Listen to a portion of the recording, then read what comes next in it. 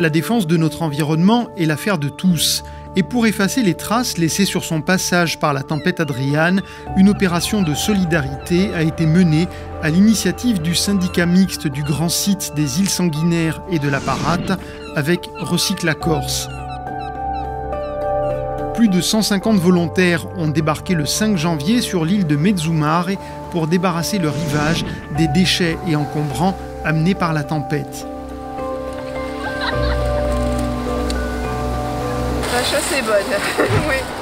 Bouteilles, ballons, surtout polystyrène. Le plus c'est le polystyrène. La tempête est passée par là.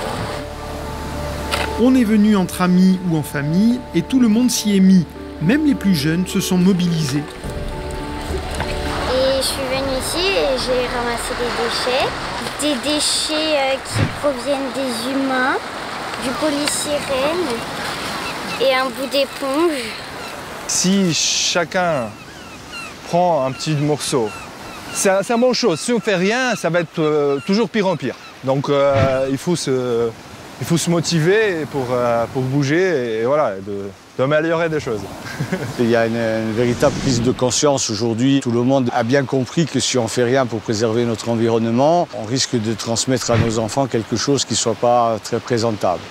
Et l'intérêt de cette manifestation, c'est aussi, en dehors de la collecte des déchets proprement dit, c'est aussi une grosse opération de sensibilisation auprès du public, mais surtout auprès des enfants et des plus jeunes, pour qu'ils puissent constater de visu les conséquences des mauvais comportements passés et faire en sorte de les inciter dans l'avenir à adopter des comportements qui soient vertueux et respectueux de cet environnement.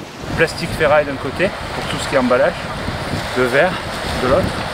Donc on a un sac là-bas pour collecter les bouts de verre, et le sac noir là pour tout ce qui n'est pas recyclable. Et puis tous les encombrants, comme vous voyez là-bas, on va les prendre à la main. Et il y a une benne à côté de tout venant qui va les envoyer dans une autre voie qui ne sera pas du recyclage. On constate la pollution sur cette île qui est censée être protégée. Elle ne l'est pas. On a pu constater depuis ce matin tout ce qui est rejeté par la mer, des matières plastiques, du polystyrène, mais également d'autres choses qu'on ne pourrait pas s'attendre à voir. Ce qu'on fait aujourd'hui, c'est constater, ramasser. Et puis on fait aussi un peu d'apprentissage. Il y a une action qui est permanente, qui est réalisée la plupart du temps par les agents du grand site et par les gardes littoraux de la collectivité de Corse.